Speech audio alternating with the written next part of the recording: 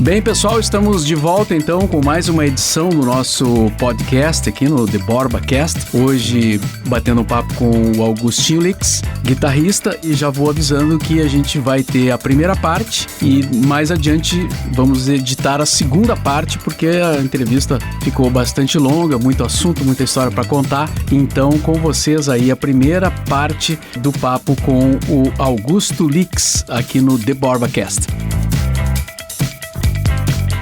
Estamos de volta aqui com o nosso podcast e hoje eu vou conversar com o guitarrista Augusto Lix, que tocou muito tempo com o Ney Lisboa, aqui em Porto Alegre, e depois integrou o Engenheiros do Havaí, é meu amigo pessoal, então é um momento bacana de reviver algumas coisas assim, a respeito dessa trajetória do Augusto, que é bastante interessante. Então a gente vai falar sobre rádio, porque ele também trabalhou em rádio, jornalista, trabalhou na Rádio Guaíba, a parte musical, obviamente, né? E outras coisas que a gente que vão surgir na conversa aqui, eu tenho certeza. Tudo bem, Augusto? Tudo bem, Mauro. Grande prazer estar aqui falando contigo. Um abraço aos ouvintes. A gente está em Porto Alegre, né? Porque o Augusto mora no Rio e vem pouco a Porto Alegre. Atualmente, nos últimos tempos até aumentou um pouquinho a frequência, mas passou um bom período afastado da cidade, né? Que o Augusto está fazendo esse recital, essa apresentação com o irmão, o José Rogério Lix. Vamos falar disso também. Mas a primeira coisa que eu queria saber, Augusto, como é que tu viu Porto Alegre assim nessa tua chegada aqui à cidade, assim, quando tu desceu no aeroporto, o que te pareceu Porto Alegre, onde tu viveu tanto tempo? Bom, a primeira coisa que eu identifico, assim que eu piso fora do avião, é o clima. O clima inconfundível de Porto Alegre. As minhas mucosas nasais se identificam muito rapidinho, a umidade característica aqui da nossa cidade. Mas eu geralmente tenho vindo nessa época assim intermediária, né, em torno de maio, que é uma época muito boa de estar aqui, ao menos de minha parte, e longe do verão porto-alegrense, que eu não aprecio muito, e não tenho problemas com o inverno. O inverno o frio é sempre uma coisa poética, né? Lembrando a estética do Vitor Ramil, né? A estética do frio. Isso. Então, mas Porto Alegre, claro que a gente caminha na rua e vê um monte de fantasmas, né? Isso é inevitável. Passa pelos lugares assim que está ali o mesmo lugar, a mesma fachada, e aí a lembrança, né, começa a te fazer perceber, né, gente que passou, situações que aconteceram, né, shows, teatros. Então isso é muito interessante. Eu geralmente tenho ficado no centro e aí eu lembro assim imediatamente assim, de situações como a época que tinha as rodas de som no Teatro de Arena do Carlinhos Hartlieb, e eu lembro assim de uma turma de músicos caminhando assim, ali pelo viaduto da Borges. Muitas coisas facilmente vêm à mente, porque nas cidades o centro naturalmente é um lugar que não muda, né? A cidade ela cresce para diversas direções, e Porto Alegre não é diferente. Então o centro ele preserva uma fisionomia muito reconhecível, assim, não tem grandes surpresas. Tem outras impressões, né, da cidade. O Porto Alegre é uma cidade que nos últimos tempos ela é perceptível, é uma das primeiras cidades a evidenciar um declínio, assim. A crise financeira atingiu Porto Alegre, foi talvez a primeira grande capital assim a explicitamente vivenciar assim, as dificuldades financeiras que começaram a comprometer uma série de condições da cidade, da estética, da limpeza, da segurança, né? E isso em outras cidades não é tão diferente. Apenas que Porto Alegre, isso ficou assim, para quem vem de fora e viveu aqui, ficou mais perceptível de identificar assim, no andar pelas ruas. Assim. Outras cidades têm a crise financeira, estão quebradas, mas a gente não percebe tanto isso no visual cotidiano. Por exemplo, o Rio de Janeiro, onde eu moro há muitos anos, é uma cidade que todo mundo sabe, né, da complexidade que é viver lá, as questões de contrastes, a violência, as diferenças sociais e tudo. Agora, você vem aqui para Porto Alegre, eu estou misturando tu e você, né? Chega aqui em Porto Alegre, você encontra uma cidade enjaulada. Isso já há vários anos eu identifiquei, é uma cidade enjaulada. Todos os apartamentos, assim, 90 e poucos % tem grades, e é uma coisa que no Rio não acontece. Com toda a violência do Rio de Janeiro, algum aspecto que a violência ela não vai tanto por esse lado do assalto. Claro que existe um assalto, casas são assaltadas, arrombadas, mas isso não altera, assim, digamos, a estética da cidade. Assim, isso também não acontece em Curitiba. Tu vai em Curitiba tem uma cidade grande, tem problemas, mas então eu acho que houve uma certa erosão estética de Porto Alegre com esse declínio, a dificuldade econômica dos últimos anos. Pensei em falar um pouco na Cidade Baixa, depois podemos tocar nesse assunto. Né? A Cidade Baixa tem recordações, tu morava ali e tal, né?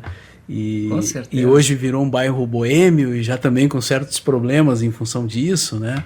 Sim. Mas são as transformações que, né, teve uma época que era o Bonfim, né? Tudo era o Bonfim. O Bonfim recebeu quase uma pá de cal com a notícia do fechamento do Mários. Sim, que foi agora, né? O último remanescente da Esquina Maldita. Da Esquina Maldita, exatamente. Que era uma coisa que vinha desde os anos 60, né? A gente vivenciou muito nos anos 70, que a gente era universitário naquela época,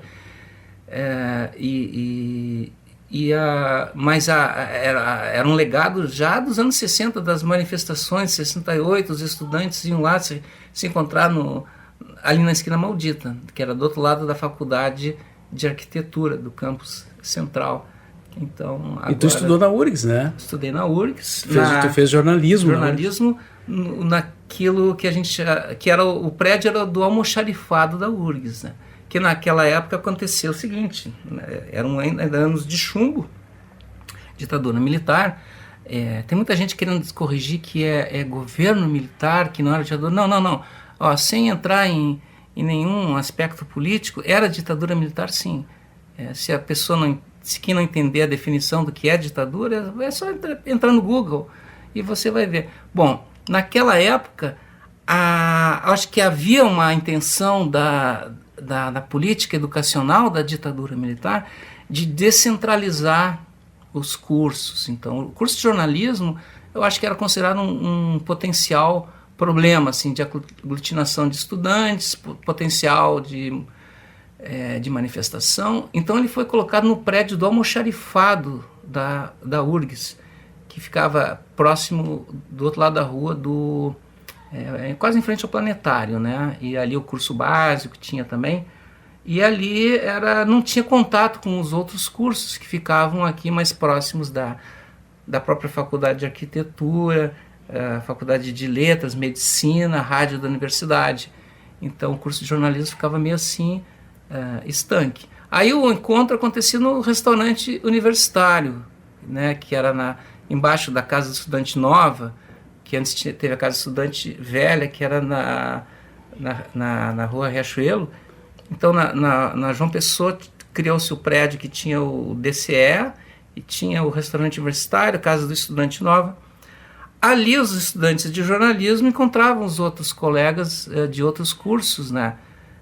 E também, eventualmente, isso rolou também uma intercomunicação musical nos diretórios acadêmicos, né? Que gerou uma pequena aproximação, isso já no contexto de uma procura do estudante na época de se manifestar, até em relação...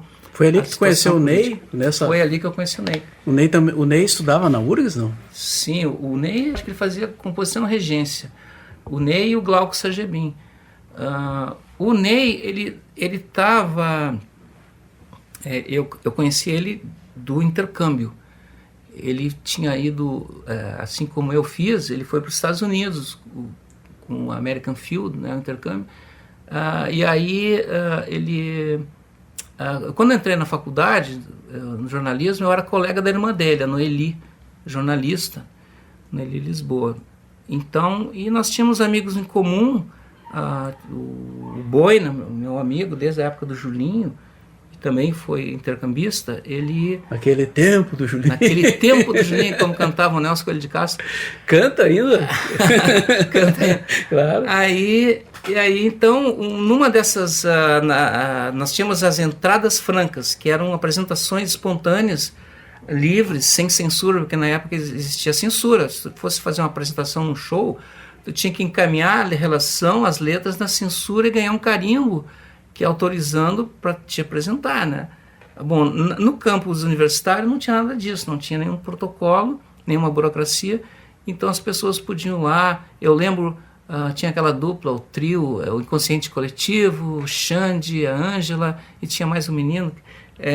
Aí eu tocava num grupo com o jornalista Carlos Mosman, mais o sociólogo Bolívar, e o Jari, que era um trabalhador de trabalho de assistência social comunitária, e o Mosman escrevia letras de crítica social, né, numa época que era muito raro, né? E nessas aí, um dia eu vi, eu vi o Boina se apresentava, né? E ele cantou uma música que me intrigou muito, né? Eu falei, que negócio que é isso que tu cantou? Eu disse, a música do Ney. O Neyzinho da FS. Eu queria tirar satisfação.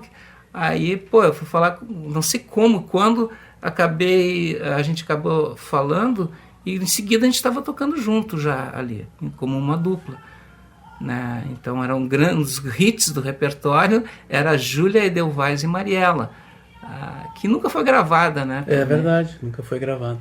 E a gente depois fez um show, o Deu pra Ti anos 70, né? Tipo assim, a gente não sabia fazer show e se meteu a fazer show, né? Tá, mas normal, era assim mesmo. Era né? assim, a metodologia era por aí. Aí tinha o encarte, porque era uma grande novidade na época, eu e Ney fomos assistir o show do musical Saracura, no Círculo Social Israelita. Que já era uma banda mais estruturada, né? Ficamos muito impressionados pela competência, era um show assim irretocável, Nico, Nikolaevski, Silvio Marques, Chaminé, e acho que era ainda Gatinha na bateria. Depois entrou o Pezão, né? Eu conheci com o Pezão já. Sim. E tinha um programa. O programa era um livreto com as letras das músicas, ou se não tivesse letras, ao menos a relação das músicas. E aquilo era muito novidade. Fazer show já era uma novidade, não era um hábito. Até o final do início dos anos 70, queria ouvir uma guitarra, tu ia aqui num baile, né? Ver, de preferência, uma banda como Impacto, como sei lá, tantas outras bandas que tinha. E eu contei, assim, até no livro que escreveram uma biografia minha, eu contei que, assim, eu lembro no Julinho, de ter um festival pop, e as bandas que tocavam eram as bandas que existiam, as bandas de baile. Teve uma participação poética do Foguete Luz. Por alguma razão eles não se apresentaram, mas ele foi lá e recitou uma poesia. Mas as bandas, assim, era Caos, Mal, Prosexo, que depois virou Bizarro, Carlinhos Tátio, Gelson Schneider. E então aquela era a referência que se tinha. Não existia concerto de rock, show de rock. Isso não... E não existia banda, existiam conjuntos, né? Então, isso revolve muita memória. Então, voltando ao show do Saracura, aquilo nos impressionou. E eu, Ney, vamos fazer um show aí legal, vamos fazer com um programa. Então, foi uma viagem assim, super rica de inspiração. E claro que pagando o preço de a gente não ter a competência que a gente achava que podia ter.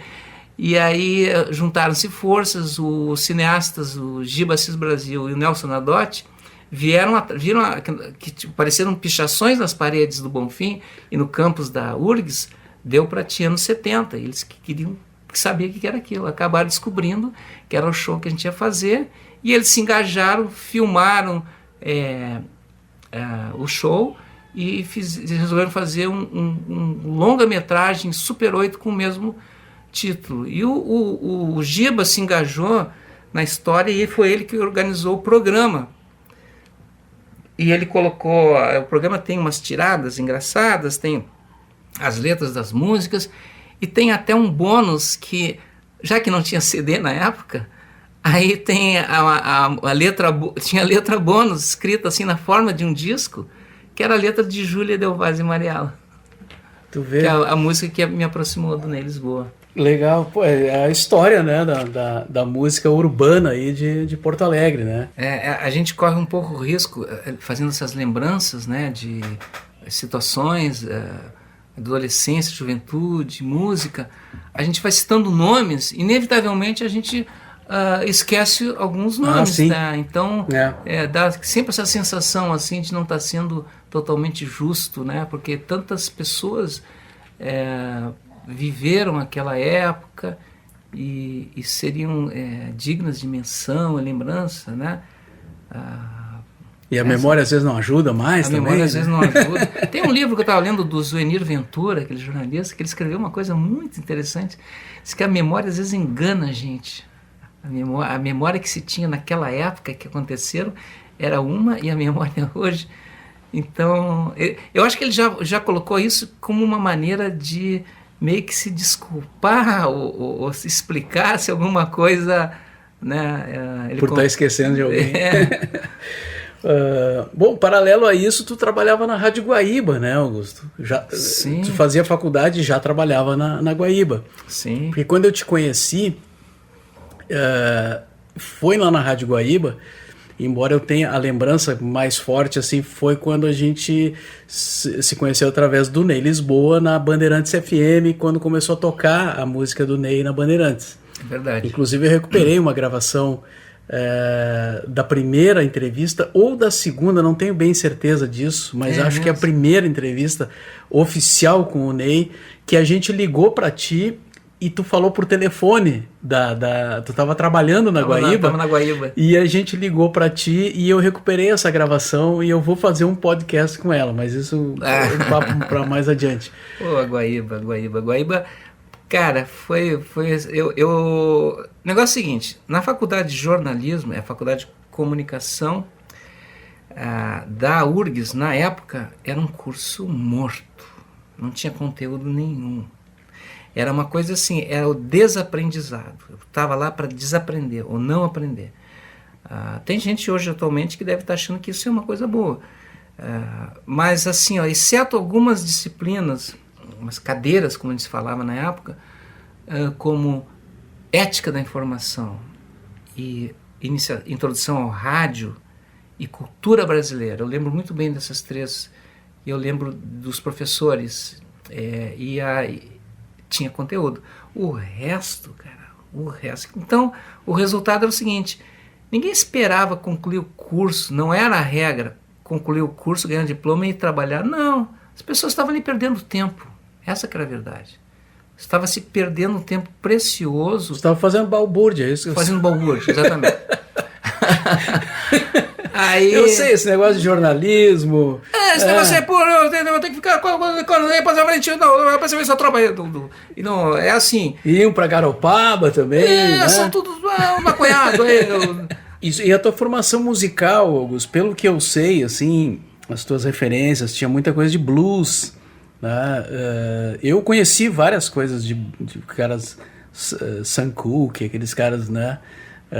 Sonny Terry e Brian McGee, conheci contigo lá e tal, e também Bob Dylan, né? E daí tu foi para Nova York, assim, tu tinha essa coisa do Greenwich Village, né? Sim. E isso aparecia, eu me lembro assim de tu falando no Clapton, né? E Isso acabou influenciando o próprio trabalho teu com o Ney, quando chegou, assim, né? Foi para Viajar no Cosmos, era um blues, né? Sim, sim. Não Me Pergunte a Hora, que foi a segunda música que a gente colocou na Bandeirantes FM lá, era um blues também, né? Sim, sim. Então tu era nessa fonte. Tu era quase um bluesman, né? Mesmo sendo um alemão de Montenegro. Exato. Como é que se diz? Um Deutsche Kartoffel. Um alemão batata. Ontem, um dia depois, eu apresentar o recital Licks Blues com o meu irmão Rogério. Olha a palavra blues. Licks aí. Blues, aí veio um menino lá de Harmonia, a terra onde nasceu a minha mãe, com uma guitarra Fender para eu autografar e tal. Pô, que legal. Assim, teve outro, o Sandro também trouxe outra. O pessoal gosta de Stratocaster, né? Mas, sim, eu tive aconteceu de a minha vida, numa parte que é muito sensível, que é a adolescência, ela ser muito impregnada pela influência por aquilo que estava acontecendo ao meu redor. E o que estava acontecendo ao meu redor é que eu estava fazendo intercâmbio, eu estava nos Estados Unidos, eu estava em Nova York, e eu estava assim assimilando assim uma quantidade, como é que se diz? Incomensurável, né? De informação musical que a gente aqui não tinha acesso. Aqui no Brasil, a ditadura militar não é um governo militar, o governo militar é agora. Na época era ditadura militar. Ela estava assim, ela esfacelou a cultura brasileira. Isso já é repetitivo dizer, né? Mas é importante dizer porque a memória num país, dizem que 15 anos depois as pessoas não lembram de mais nada do que aconteceu. Foi assim na Segunda Guerra, na Alemanha, com Hitler, ninguém lembrava de mais nada. Mas, então não tinha cultura, artistas aqui foram perseguidos, tiveram que autoexilar, né? O teu irmão, né? O meu irmão foi assim, ele não tinha nada. O irmão do Ney foi assassinado. O irmão do Ney foi desaparecido e foi o primeiro, acho que foi o primeiro desaparecido, cujos restos mortais foram localizados num cemitério de Perus, em São Paulo, um cemitério clandestino. Os militares, na época, eles matavam quem eles achavam que tinha que matar e sumiam com os corpos, né? Assim, era assim que acontecia. Então, e o caso do irmão do Ney, o Luiz Eurico, foi emblemático, porque ele foi um dos primeiros a serem localizados e reconhecidos, né? Como... Primeiro teve aquelas versões protocolares dos militares, dizendo, o cara reagiu à prisão, coisas que típicas de regimes autoritários. Mas não, foi assassinato mesmo, assim como foi assassinato o Vladimir Herzog, que por muitos anos os militares venderam a falsa informação de que ele tinha se suicidado, e depois ficou comprovado. Então, várias coisas aí que atualmente há uma tentativa de de ofuscar a clareza desses fatos, botar em dúvida. Isso se chama, Mauro, um conceito chamado, eu não sei como se diz em português, denial. A tradução seria negação. Isso tem até um filme muito interessante com aquela atriz maravilhosa, a Rachel Weisz, e que é assim, alguém começa a sustentar que aquilo que aconteceu não aconteceu. Então, um cara na Inglaterra publicou um livro assim, não houve holocausto. Isso aí é a campanha desses judeus aí, não sei o que lá. Não tem prova nenhuma. Aí uma professora, né, de uma universidade americana, ela dá palestra sobre esse conceito da negação. Então ela diz que ela exemplifica o caso desse. Aí esse cara começa a infernizar a vida dela, dizer que ela está me difamando, eu não sei o que lá, e aciona ela. E o filme não é mais sobre a negação, é sobre os caminhos tortuosos de um processo judicial. Porque ele entrou com ação na Inglaterra e, em consequência, ela foi obrigada a ir para a Inglaterra se defender. E, além disso, o ônus da prova na Inglaterra não é do acusador, é da defesa. Né? Então, ela que teve que provar que ela era inocente. Como é que é o nome do filme? denial, acho que é negação. Então, o que a gente está vendo muito, que através desse bombardeio, dessas fake news, essas mensagens que chegam toda hora com imagens falsas, forjadas, vozes alteradas, e acostumando a ingenuidade, aproveitando da ingenuidade de muitas pessoas, dizendo assim, é o seguinte, não houve ditadura militar, não houve tortura, não houve desaparecimento, não houve nada disso, nós tivemos uma ilha de paz. Uns probleminhas aí. Sim, um problema, no final do filho, assim, então a sociedade brasileira atualmente, essa é a realidade, com a tecnologia da informação, ela está sendo bombardeada diariamente por informações falsas.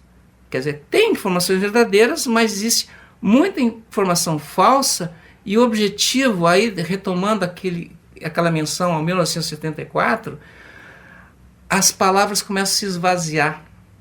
Você fala uma palavra, por exemplo, como comunista, que eu citei há pouco, o que significa? Não significa nada.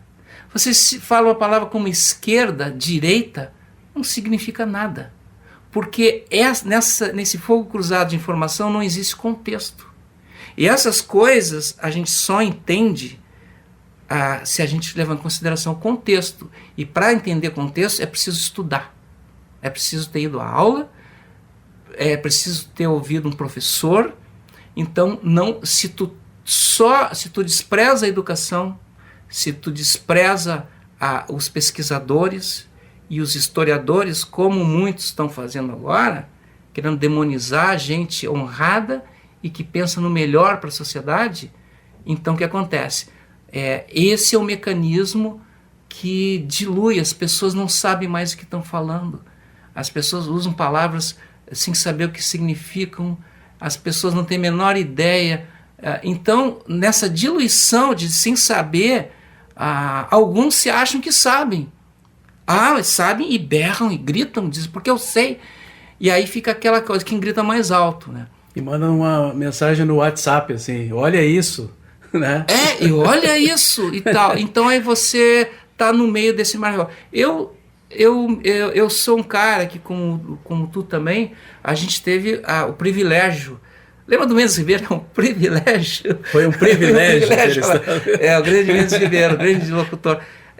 Nós tivemos a oportunidade de vivenciar o antes. E a gente vive agora o depois da revolução tecnológica de informação. Então, a gente tem condições que as novas gerações talvez não tenham. Eu acho que não tem, de discernimento. Primeiro que o jovem não tem discernimento nenhum, né? O discernimento só acontece quando a gente envelhece.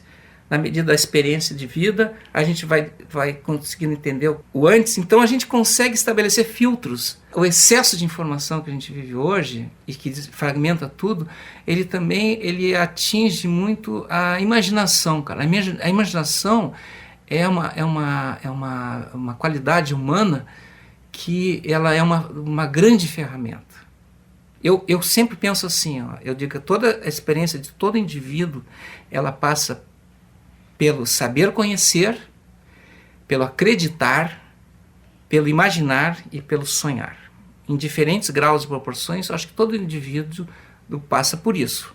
Até os extremistas aí, eles não conseguem escapar disso, né?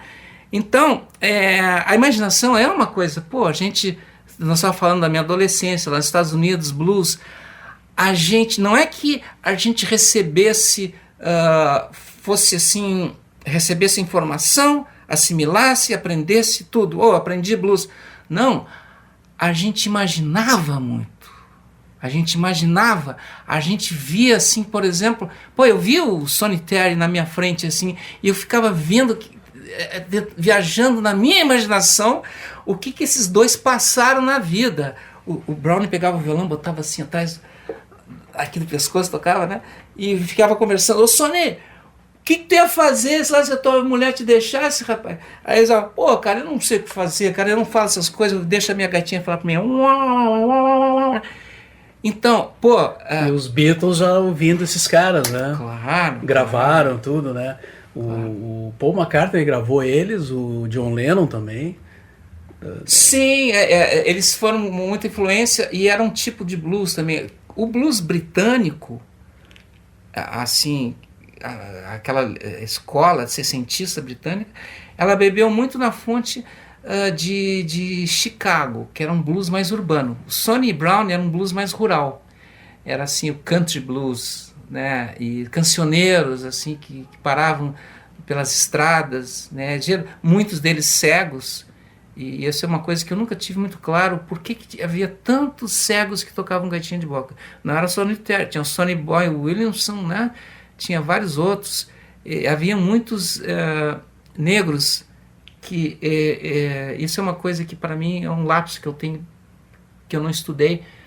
Mas, então, muita imaginação. Os guitarristas britânicos, eles descobriram em Chicago B.B. King, Muddy Waters e a sua fã. O Eric Clapton, numa entrevista à Guitar Player, ele disse: olha, no começo eu só imitava o B.B. King. O cara já é tão bom assim. Aí, eventualmente, ele vai construindo uma personalidade própria, né? Então, a gente tem muita coisa para falar, puxando um pouquinho a brasa, sem querer fazer merchandising. No caso aqui, quando eu e o Rogério apresentamos nosso recital, a gente faz uma espécie de uma pesquisa por raridades, né? Em geral de domínio público, né? Coisas que não incidem mais direitos autorais, porque a apresentação que deu início, ela é gratuita no Teatro São Pedro, e ali, quando é gratuito, você não pode tocar nada que incida direito autoral, porque não tem como dar percentual para CAD, né? Sim. Então, essa é a condição. E nessas pesquisas você vai descobrindo preciosidades assim que são muito interessantes. Você se situa em coisas que você tem que... Pede licença um pouquinho para a imaginação. Aqui a minha imaginação, me desculpa um pouquinho aí, agora vamos um pouquinho de informação, né? Então, cara, eu não sei se tu já ouviu isso aqui, ó.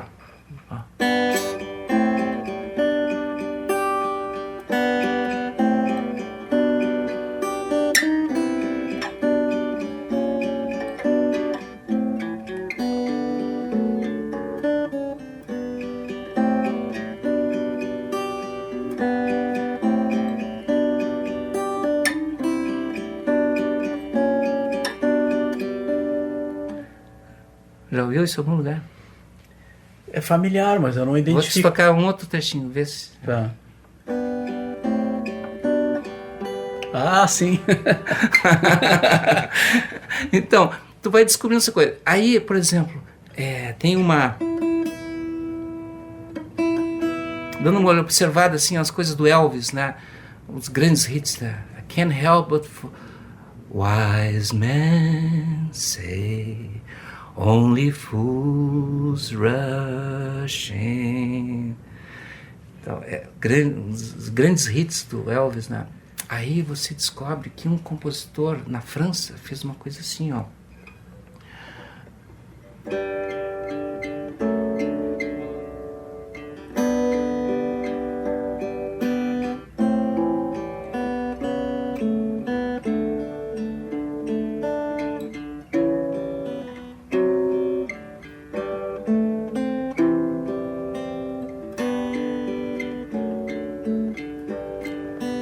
E daqui nasceu o hit do Elvis. 2 ou 3 parceiros lá pegaram a música Plaisir d'amour, música francesa, deram uma recalchutada, mudaram aqui e virou... Tem assim, tem uma... Isso é incrível. É incrível, né? Aí, por exemplo, tem aí... isso aqui, não sei se você já ouviu. Certamente tu ouviu, porque é contemporâneo.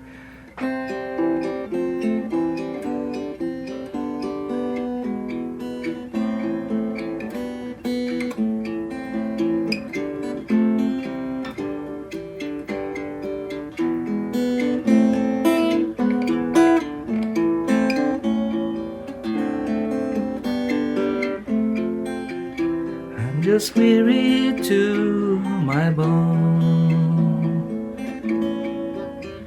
Still you don't expect to be bright and bon vivant, so far away from home, so far away from home. Isso aqui tocando no Central Park, Simon Garfunkel, American Tune, linda a música, né? Bom, essas harmonias, os acordes, tudo, foram criados lá no século XVII por um alemão chamado Hans Leo Hassler. Passaram-se 50 anos depois, um pastor luterano colocou uma letra e transformou isso num salmo, num cântico religioso. O Johann Sebastian Bach gostou. Ele usou várias vezes isso. Só na Paixão de São Mateus tem 4 vezes que ele usa. Aí nos anos 40, um folk singer americano fez uma letra patriótica, porque Because all men are together against tyranny. Todos os homens estão juntos contra a tirania.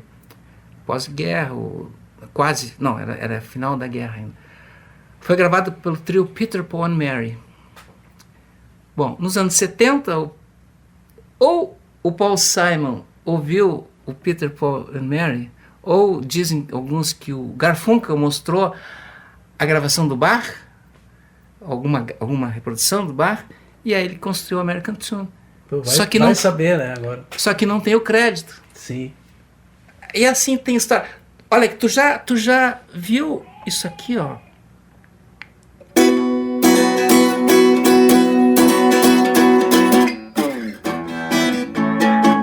Lógico.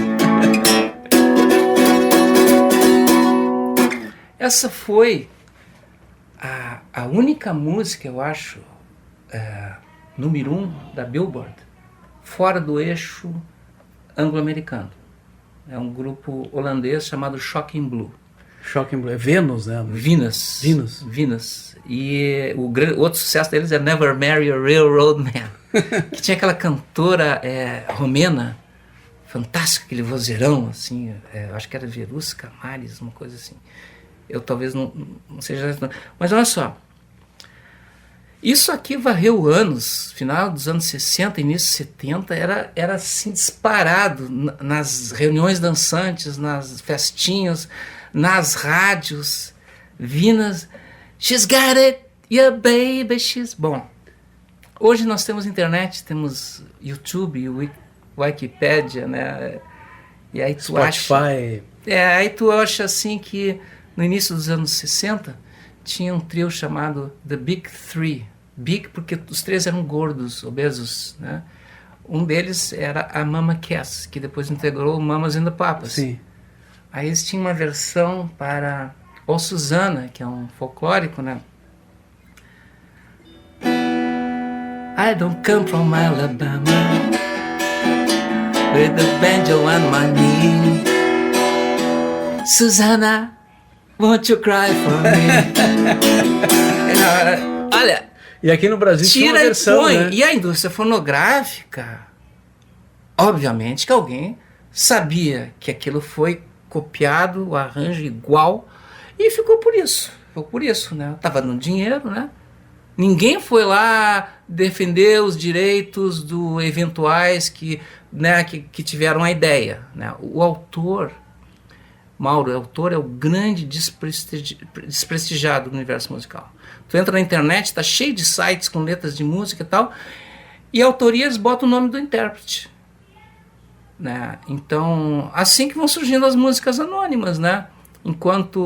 E é uma coisa que a gente toca anônimos, então tem tanta coisa. Tem outra historinha, em 1967, Summer of Love, é o auge do psicodelismo sessentista. Eu acho que os Beatles já estavam na viagem de Lucy in the Sky of Diamonds, Sgt. Peppers, muita coisa acontecendo. Aí, na Inglaterra, tinha um comercial de TV de charutos. Eu não lembro agora, a marca, mas é relevante. A música, a trilha desse comercial, era um trio de jazz tocando a área para corda-sol de Bach, que tem esse nome porque arranjada para, acho que é violino ou viola, a melodia inteira pode ser tocada numa corda só. a corda sol, no caso. Bom, aí naquele verão tão intenso de ideias,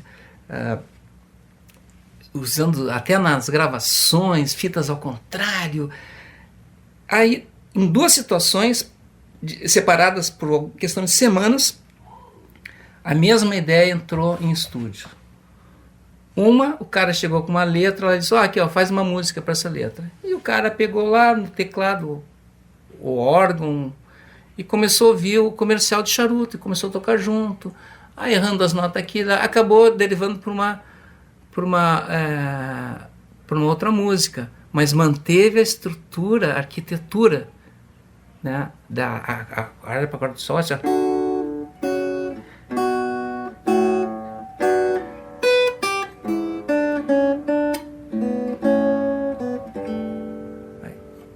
ficou isso. Num outro estúdio, semanas depois, o cara chegou assim, cara, tá muito legal, psicodélico, esses reverse tape, tá muito legal apertar a barriga, a fita ali para dar o efeito de flangear, tudo bacana, mas, cara, vamos dar uma incrementada aí. Aí mudou a música que chamava Charles Brown, desse grupo, a música de um guitarrista chamado Rod Linton, que depois gravou o disco Imagine com o John Lennon, anos depois. Aí o produtor era um baterista, ele disse, vamos usar a área para corda sol. Eu também devia ter ouvido o comercial de charuto, né? Aí, o cara disse, tudo bem, vamos fazer. Na hora de gravar, eles arranjaram, mas esse era um grupo muito iniciante, não tinha muita confiança para encarar o estúdio, né? Todos aqueles botões, aqueles aparelhos. Aí ele chamou uma outra banda que já tinha um certo histórico, o nome era Fleur de Lis, um nome francês, já tinha experiência, e eles gravaram. Aí, terminada a gravação, o produtor, o baterista, disse, pô, cara, muito legal, cara. Vamos assinar então para lançar essa bolacha aí? Aí os caras fazem, a gente não vai assinar. Aí, mas como? Não, é que já tem uma muito parecida rodando aí. Aí eu vou, tu deve identificar, mas assim, vou tocar só um pequeno trechinho. Esse grupo, que é uma bela música, que ficou amaldiçoada pela semelhança, que eles usaram o mesmo instrumento, o órgão, Hammond, né? E não são músicas iguais. Ambas usaram a arquitetura da área do bar. Então essa música era assim, Charles Brown works hard all day, doesn't get home till the sky is gray, sees his children tucked in bed, he's the man who gets them fed. What a quiet life he's had, don't you think it's rather sad? E a outra música, semanas antes, foi isso aqui, We skip the light, fandango. Turn cartwheels across the floor. Explodiu no mundo. I was feeling kind of seasick. Então, tu vê, a outra, a que entrou depois, ficou amaldiçoada. Ela fez sucesso na Austrália, foi 12ª na parada. E é uma música que tem um refrão, tem uma história bonita, é sobre a rotina de um trabalhador britânico, o dia a dia, a falta de perspectiva na vida, né? É uma reflexão, Reflections of Charles Brown, virou o nome da... Então, tem muita história, assim, cara. Muito. Mas na tua palestra, tu aborda isso aí, tu faz esse... Fazemos de tudo. Claro que numa palestra não cabe tudo. Claro. Então, os assuntos das palestras vão mudando na medida que que as pessoas que participam se interessam. A gente fala daquilo que as pessoas se interessam em saber. Eu já dei aula de construção de estúdio numa palestra. Nesse recital, uma coisa que a gente procura fazer, a intenção, eu acho que de certa maneira funcionou, porque está rodando, a história está ampliando. Agora a gente está em turnê nacional, que, imagina, uma coisa que começou em Porto Alegre, 2 violãozinhos, né? Encontro dos irmãos. A imprensa tradicional não dá muita bola, né? Cara, nós vamos agora para Brasília e depois no Rio de Janeiro. Não é fácil tocar nesses lugares com 2 violões, mas é porque é o seguinte, rola informação sobre do que se trata esse recital. Não é um show de blues e não é um recital erudito. Cara, na observação, muitas coisas gastam, né? A política gasta, as ideias gastam, as noções, né, gastam, as músicas gastam. Tudo tem uma espécie de prazo de validade. E observando o ritual de uma apresentação típica, né, que alguém sobe lá no palco e pega um instrumento e vai tocar e tem uma plateia, é aquele negócio, o cara senta lá, começa a tocar, toca, no final aplaude. Gente, assim que falta uma interação. A interação só existia em situações assim, tipo, a gente via em bares, né, aquela coisa conversada, e quem quer, o que vocês querem que eu toque agora, né, aquela coisa assim meio mais popular e tal. Mas aí eu retomei o Sonny Brown. No Sonny Brown, que era um show de blues, dois assim, dos maiores bluesmen, ali está a grande sacada, eles conversam o show inteiro. Um fala para o outro, um conta uma piada do outro, o outro dirige-se à plateia. A coisa fica assim, tá todo mundo dentro de uma sala junto, eles tocando e eu estou aqui ouvindo, e nós somos parte, somos cúmplices, somos necessários um ao outro, né? Não somos estanques. E a gente começou com o Ney, na época, depois que a gente fez aquele show, o primeiro show da carreira solo do Ney, que era Vem Comigo Nesse Barco Azul. Naquela época a gente ficava 3 meses ensaiando para um show para tocar um fim de semana, né? Aí ficava um tempo enorme.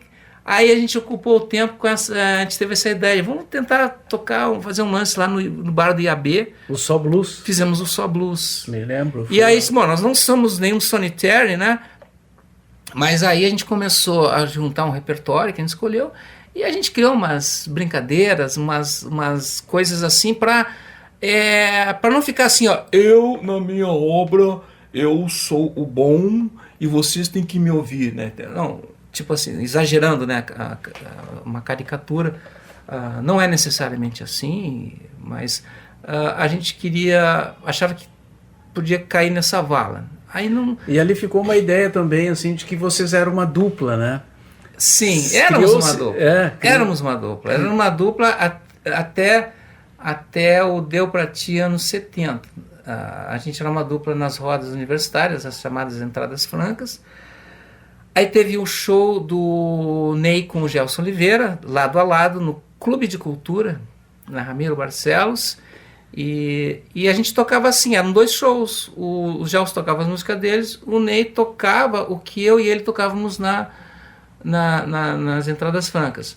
Aí depois aquilo nos animou e a gente resolveu fazer um show como uma dupla, claro que assessorado por uma banda de apoio. Aí entrou o Glauco, o Everson Oliveira, tocou baixo, o baterista que era parceiro do Gelson Oliveira, que mora nos Estados Unidos há muitos anos. Tony Everlin. E o Luizinho Santos no sax, enfim, o Boina fez uma participação, Teresa Ferlauto. Bom, mas ali, a partir daquilo, depois daquilo, a gente tomou um chá de noção, né, do que a gente não tinha muita noção de como fazer um show. Aí, no ano seguinte, veio a ideia de saiu um comentário em algum lugar que a gente era meio... Nós tocamos no Barril, no estádio Beira-Rio, Casa Vinha Dálio, restaurante Doce Vida, com Glauco até. Aí, em algum lugar, alguém falou que a gente era meio verde, né? Aí surgiu a ideia de fazer um show verde.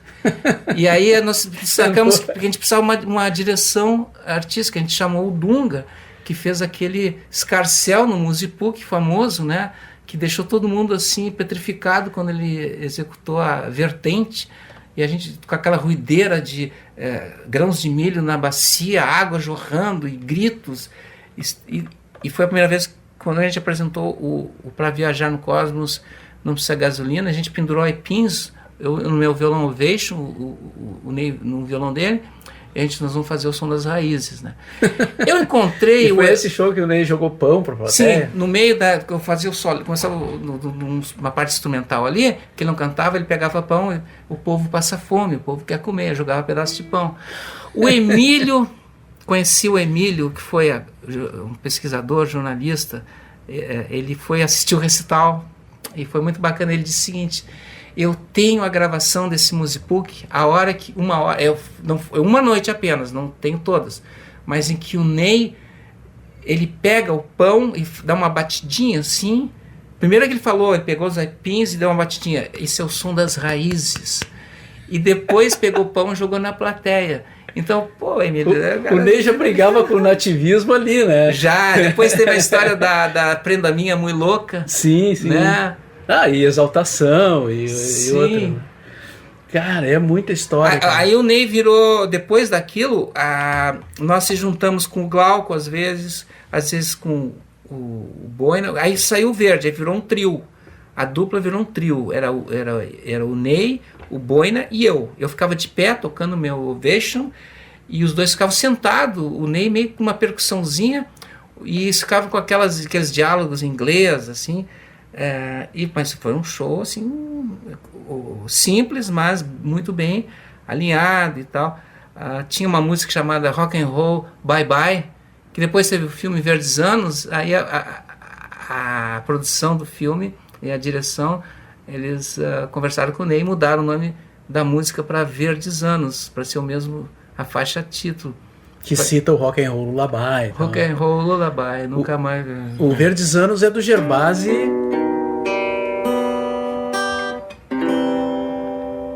Foi no meio do salão,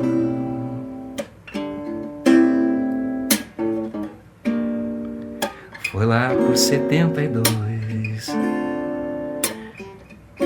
que eu descobri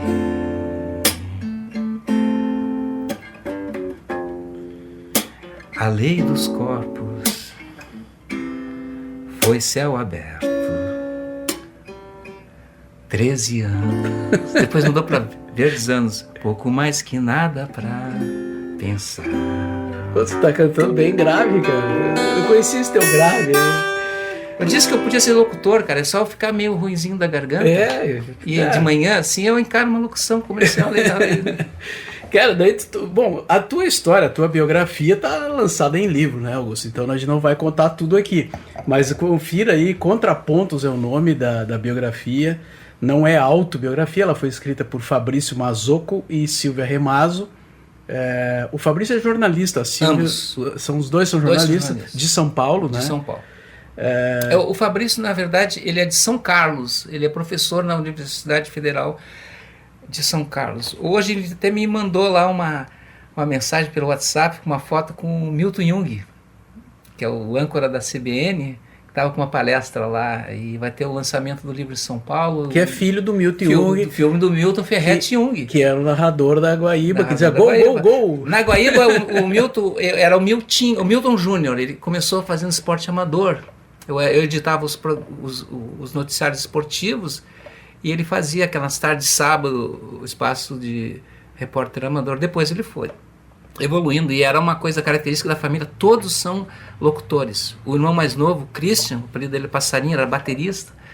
Foi lá em casa uma vez, eu dei umas aulas, diz ele que eu dei umas aulas para ele, não lembro disso. Você não lembra mais? Ele disse que eu falei que o baterista estava ferrado porque não ia ter futuro com a bateria eletrônica e tal. Ele disse, ainda bem que eu não tenho talento para futurologia.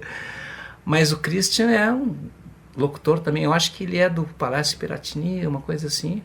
Uma grande figura, tem uma família muito boa. Então, assim, a história do Augusto está contada aqui em detalhes, né? Inclusive a vida em Montenegro, a vinda para Porto Alegre, a família e tal. Vocês podem conferir ali. Também, falando em biografia, tem a biografia do Engenheiros do Havaí, que também traz ali a história já do Augusto na banda, evidentemente, né? E, bom, Augusto também tocou com o Bebeto, com o Cleito Cledir.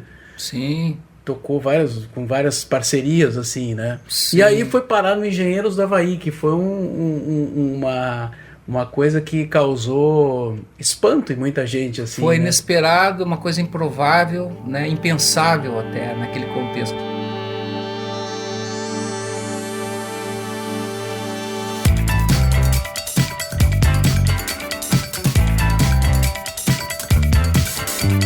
Bom, pessoal, então foi a primeira parte aí do papo com o Augusto Lix.